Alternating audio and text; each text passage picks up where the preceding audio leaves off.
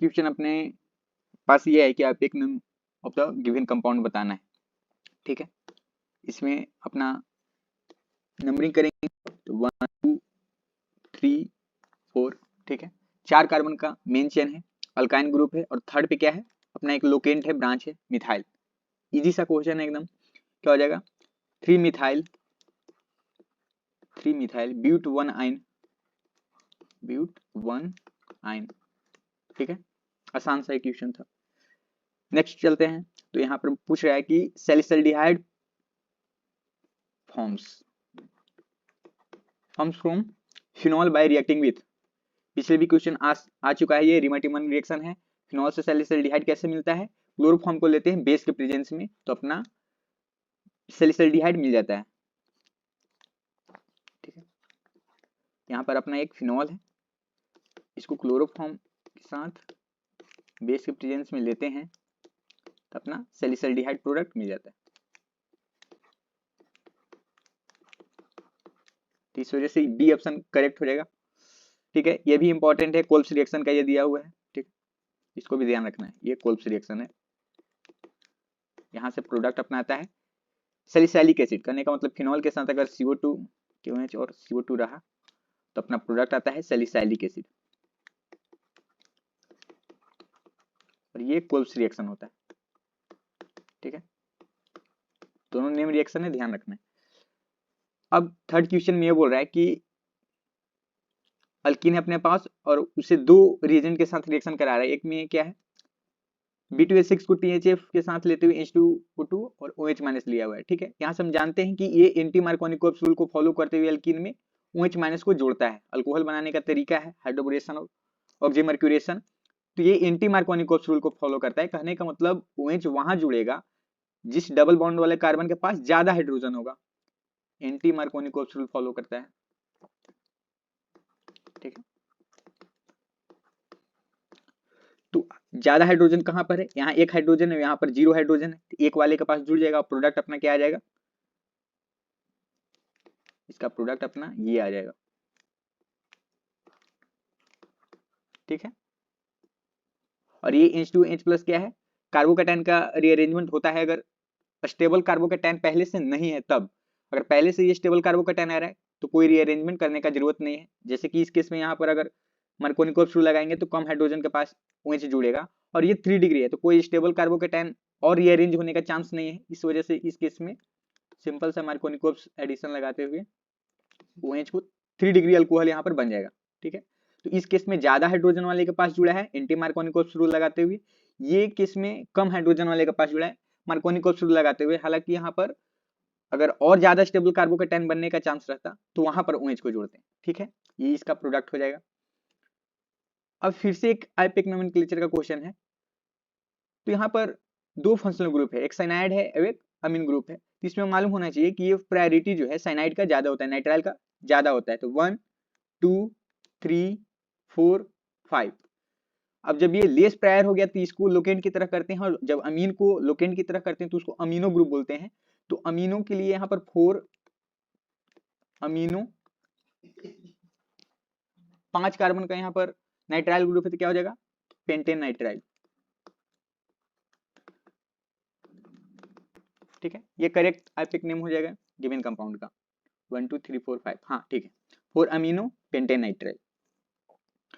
अब यहाँ पर फिफ्थ क्वेश्चन ये है अपने पास, सिंपल सा आसान एकदम क्वेश्चन है, स्टेबिलिटी ऑफ कार्बोकैटायन। तो यहाँ से दिखने से ये मालूम चल रहा है कि ये कितना है 3 डिग्री कार्बोकैटायन है, ये अपना 2 डिग्री कार्बोकैटायन है, ये 1 डिग्री कार्बोकैटायन है, और ये मिथाइल है। तो सबसे ज्यादा कौन स्टेबल होता है कार्बोकैटायन में, जहां डिग्री ज्यादा रहे, क्योंकि ये सब जो भी CH3 है वो सब अल्काइल ग्रुप है, इलेक्ट्रॉन डोनेटिंग ग्रुप है, तो वहां से तो स्टेबिलिटी बढ़ेगा कार्बोकैटायन का। यहाँ से क्या होगा अल्काइल ग्रुप इलेक्ट्रॉन डोनेट करेंगे तो उस केस में कार्बोकैटायन का स्टेबिलिटी बढ़ेगा। इस वजह से 3 डिग्री वाला ज्यादा स्टेबल होगा, फिर 2 डिग्री, फिर 1 डिग्री, और उसके बाद क्या हो जाएगा मिथाइल हो जाएगा। तो यहाँ इसी वजह से ऑप्शन मतलब ये वाला टिक करेंगे, ये ज्यादा स्टेबल होगा B से, और B ज्यादा होगा C से, और C ज्यादा होगा D से। इस तरीके से कार्बोकैटायन का स्टेबिलिटी होगा,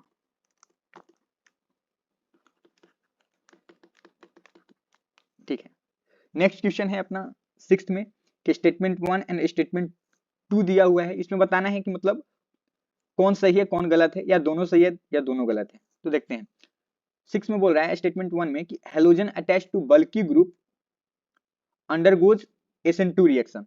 ठीक है, बल्की ग्रुप कहने का मतलब स्टेरिक हिंडेंस बढ़ गया है, तो स्टेरिक हिंडेंस बढ़ जाता है तब तो SN2 स्लो हो जाता है, मतलब कि इंटरमीडिएट बनने में जो ट्रांजिशन स्टेट होता है वही बनने में दिक्कत होगा, प्रॉब्लम होगा। इस वजह से बल्कियर ग्रुप जो होते हैं, स्टेरिक हिंडेंस जो होते हैं, SN2 को प्रीफर नहीं करते हैं। ठीक है, तो इस केस में SN2 बोल रहे हैं कि करता है, कहने का मतलब स्टेटमेंट 1 क्या है, रॉन्ग है, फॉल्स है अपना।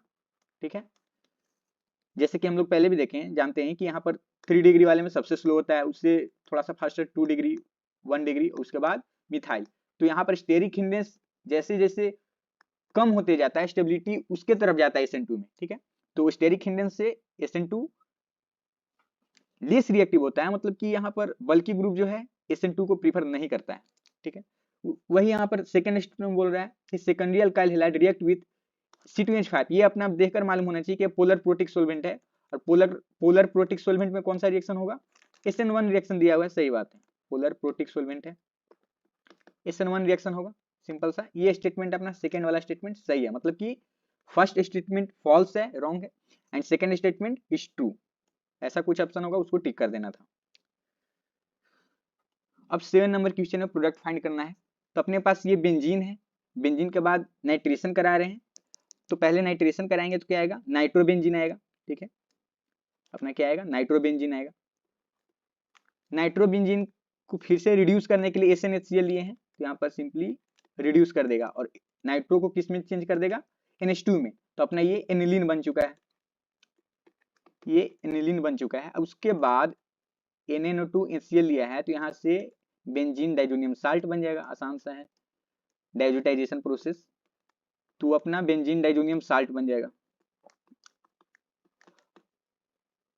अब पिछले शिफ्ट में पूछे हुए थे कि मतलब नेप्थॉल था, तो नेप्थॉल के साथ एजोडाई कपलिंग रिएक्शन था, अब इस बार फिनॉल दिया हुआ है, फिर से वही काम करना है। पैरा पोजीशन पे फिनॉल के कराएंगे तो मेजर आएगा, वैसे ऑर्थो पर भी करा सकते हैं बट वो माइनर रहेगा, तो मेजर के लिए आप मतलब प्रीफर करना क्या है कि पैरा पर कराएं।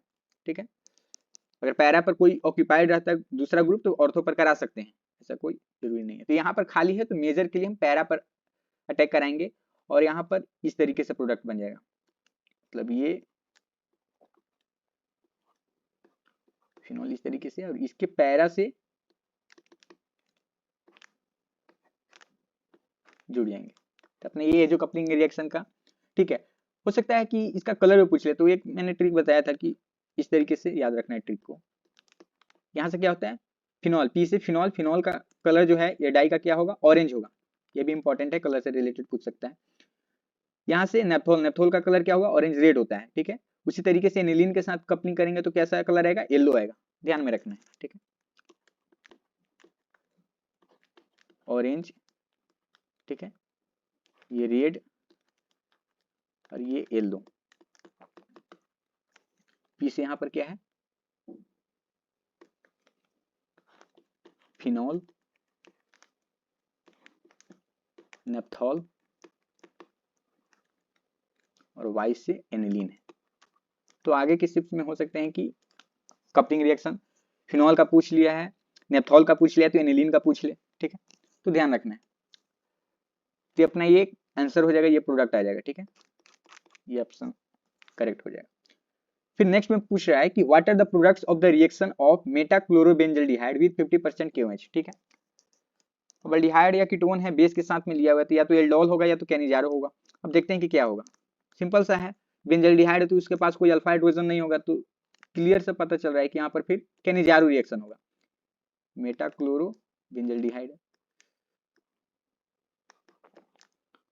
ठीक है, और कैनिजारो रिएक्शन क्या होता है कि सेम प्रोडक्ट जो है ऑक्सीडाइज होता है और सेम प्रोडक्ट रिड्यूस होता है, सिंपल कैनिजारो रिएक्शन है। तो एक बार जब ऑक्सीडाइज होगा तो एल्डिहाइड किस में कन्वर्ट होगा, कार्बोक्सिलिक एसिड के साल्ट में कन्वर्ट होगा, कार्बोक्सिलिक एसिड के साल्ट में कन्वर्ट होगा, तो यहाँ से कार्बोक्सिलिक एसिड का साल्ट में कन्वर्ट होगा। और दूसरा जब रिड्यूस होगा यही, तो ये किस में होगा, अल्कोहल में कन्वर्ट होगा, तो वहां पर बेंजाइल अल्कोहल आएगा। ठीक है, और यहाँ पर क्लोरीन मेटा पोजीशन पे है ही, तो ये अपना आंसर हो जाएगा।